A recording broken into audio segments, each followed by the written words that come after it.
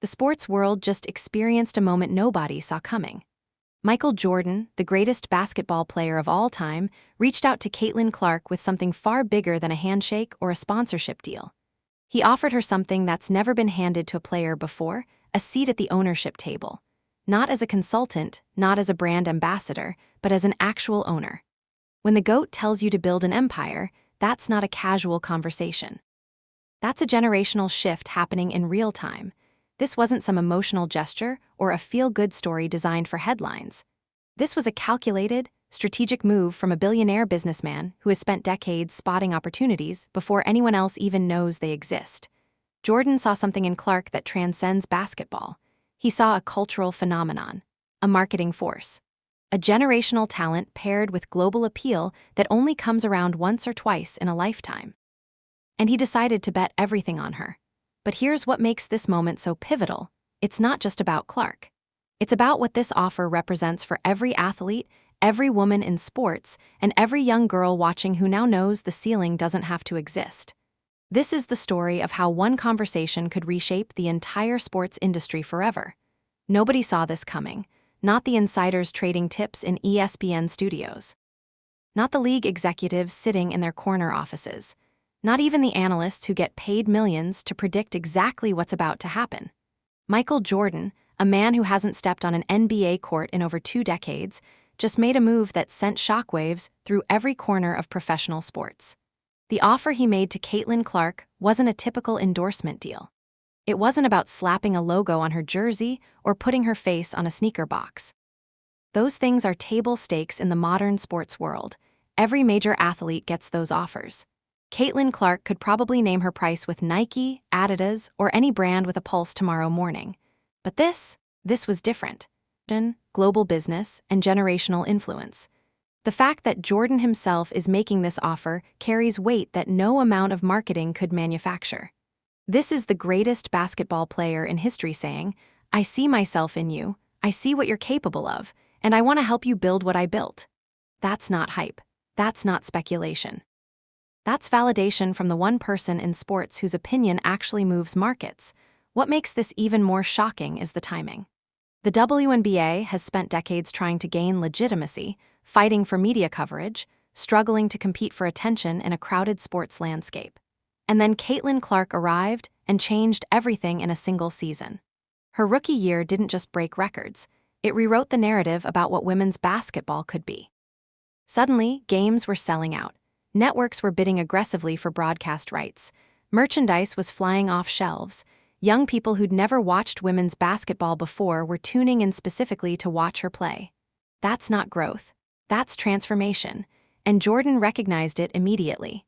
He understood that this moment wouldn't last forever. These windows of cultural momentum close quickly if you don't capitalize. Jordan was paying attention of capital and credibility that can actually change how a league operates. Jordan doesn't need publicity. He doesn't need to boost his brand. He's already at the peak. He makes billions regardless. So when he decides to invest his time, his reputation, and his resources into something, people listen. Front office executives listen. Investors listen. The NBA and other leagues listen. Because they know if Jordan is moving in a direction, there's usually money and influence following right behind. The conventional wisdom in professional sports has always been that players are employees. They perform, they get paid, and they move on. The system is designed to extract maximum value from athletes while keeping them in their lane. But Jordan's offer to Clark suggests a completely different model is possible. It suggests that the most valuable athletes in the world shouldn't be locked into that traditional relationship. It suggests that someone who is literally changing the trajectory of an entire league deserves to own a piece of what they're building. That's a radical idea in a sports world that's been structured the same way for decades. That's not luck. That's not coincidence. That's the impact of a generational talent paired with the kind of charisma and marketability that actually moves culture. But here's what separates Clark from other elite athletes. Her impact extends far beyond people who care about basketball. She appeals to casual viewers. She appeals to young girls who see her and think, "I want to be like that." She appeals to families looking for wholesome, exciting sports content.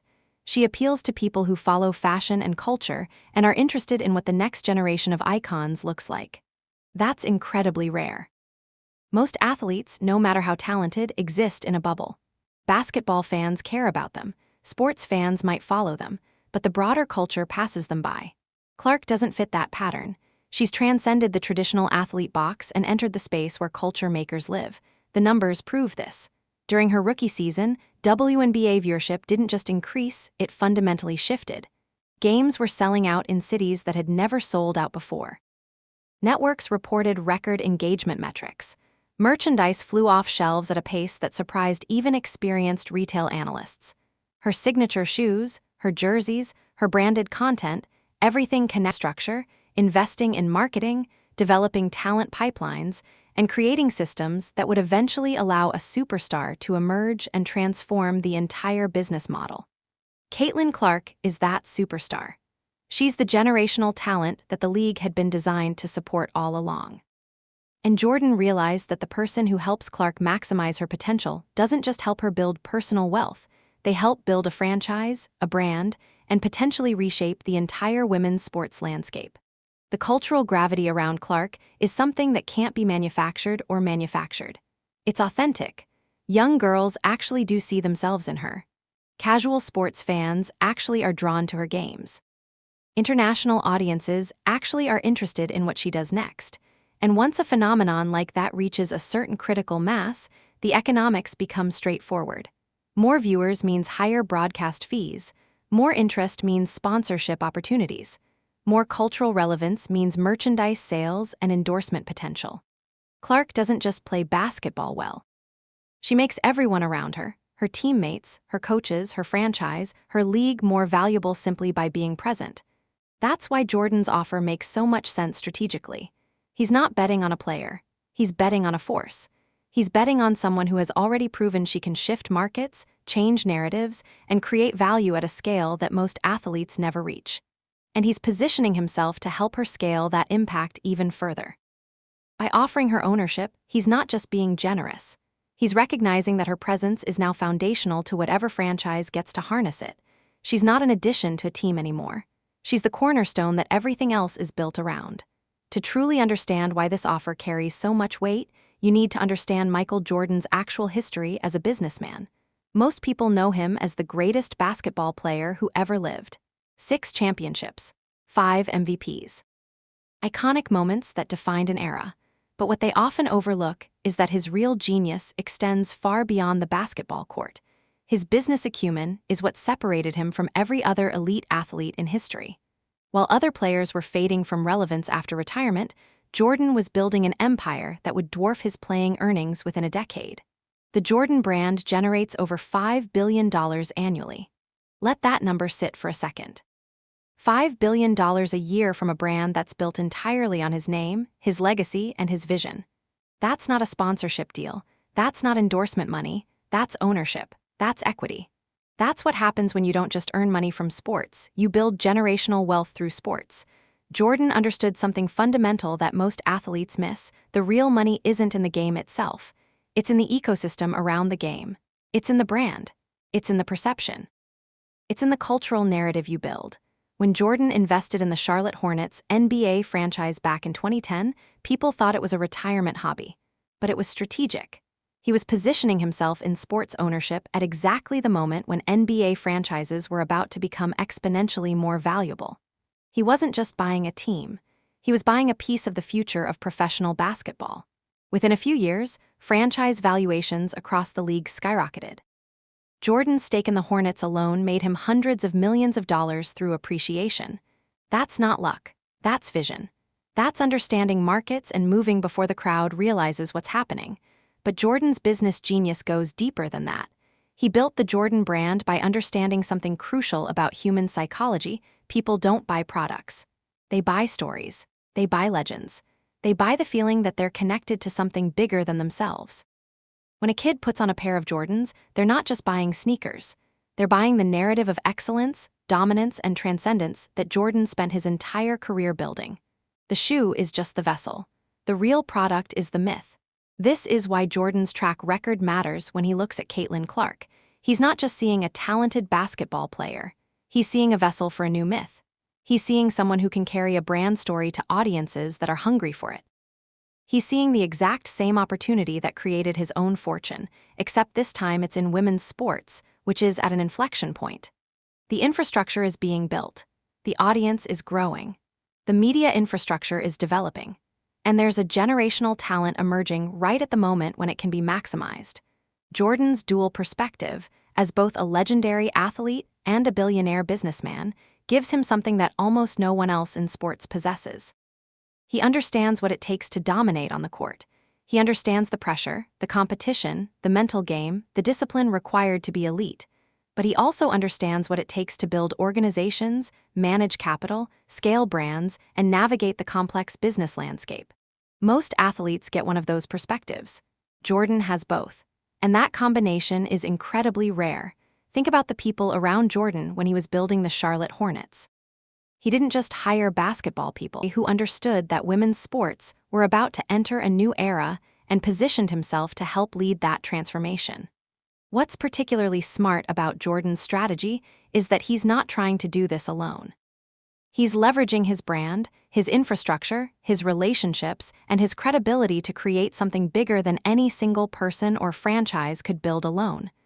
By backing Clark, he's saying to the entire sports world, this is the future. This is where the talent is. This is where the growth is. This is where the next generation of wealth will be built. And when Michael Jordan speaks, markets listen. That validation, that simple act of Jordan publicly backing Clark, changes the entire equation for how she's perceived and valued. His track record proves he doesn't miss. Every major investment he's made, every partnership he's built, every brand he's touched, they've all become more valuable. He's not lucky, he's strategic. And now he's putting that track record behind Caitlin Clark. That's not just a business move. That's a signal that echoes through every boardroom, every investment firm, and every corner of the sports industry. If Jordan is in, others should be paying attention. What Jordan is actually proposing goes far deeper than any single endorsement deal or business partnership. He's proposing something that fundamentally challenges how professional sports have been structured for over a century. Player ownership. Not as a novelty, not as a symbolic gesture, but as a real, functional restructuring of how athletes relate to the organizations they play for. This is revolutionary because it's never been done at this scale before. For decades, professional sports have operated on a model where clear lines are drawn.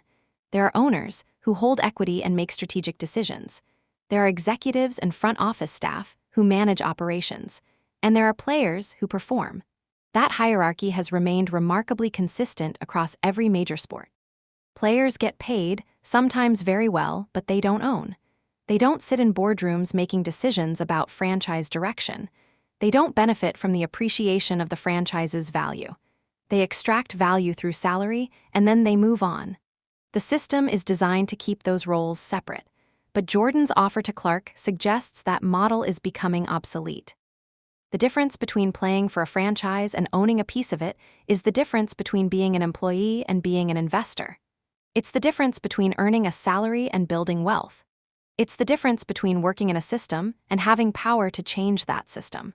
When you own equity in an organization, you have agency. You have influence.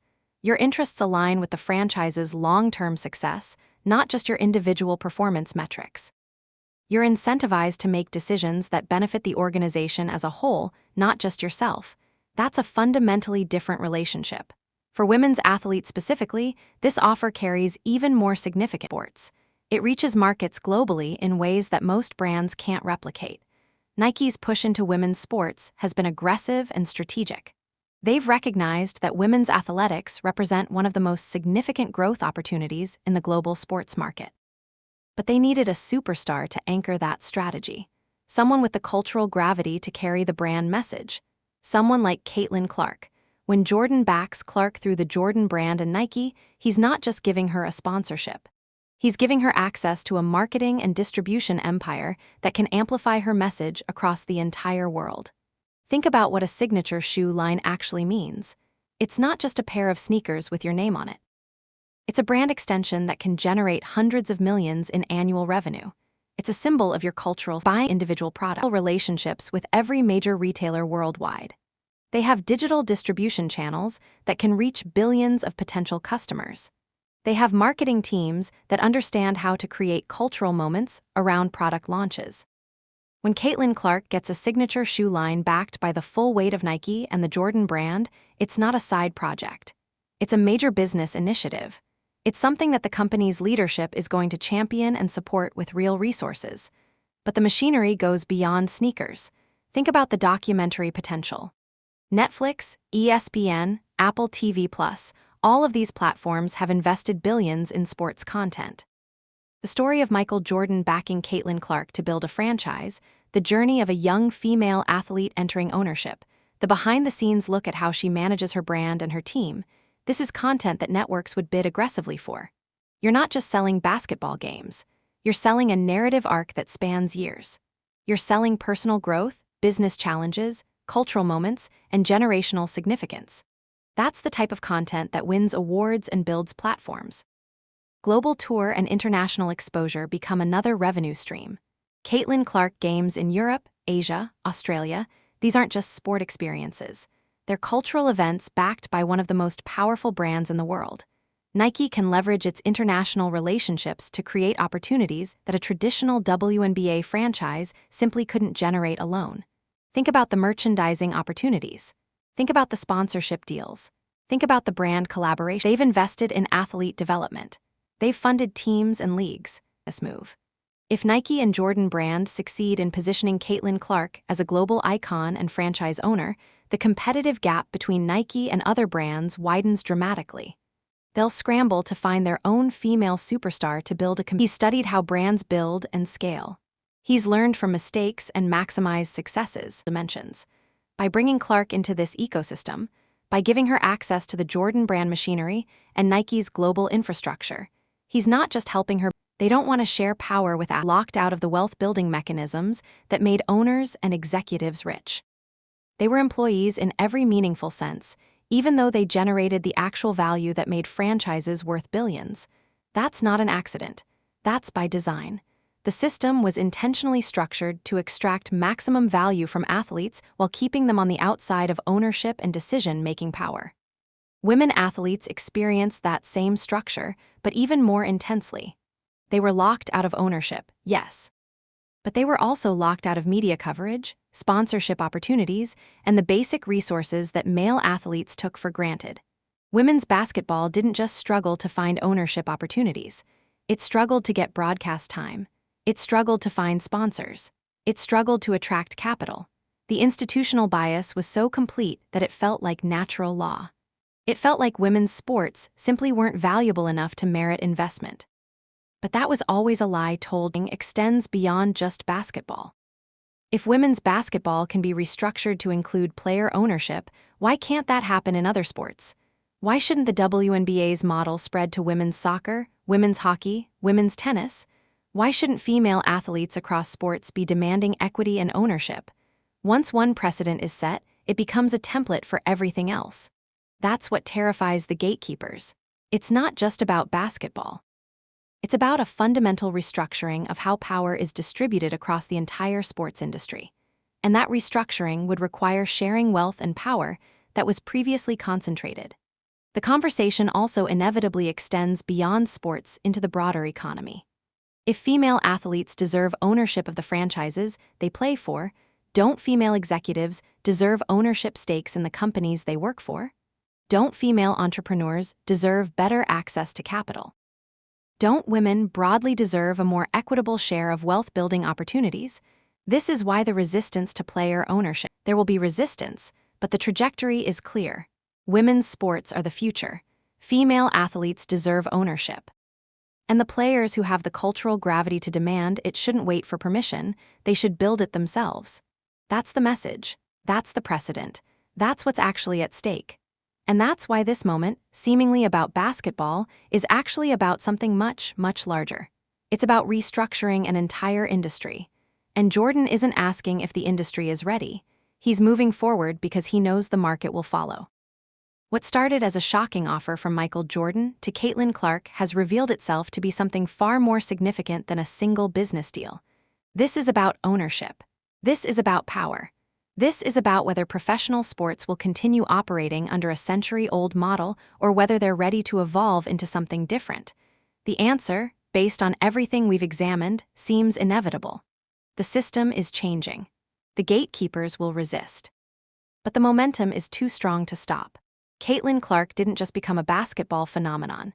She became a symbol of what happens when talent, timing, and opportunity align at exactly the right moment. Michael Jordan didn't just make a business investment. He positioned himself to reshape an entire industry.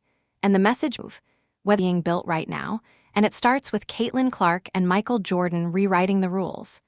The future of sports isn't just being imagined, it's being created.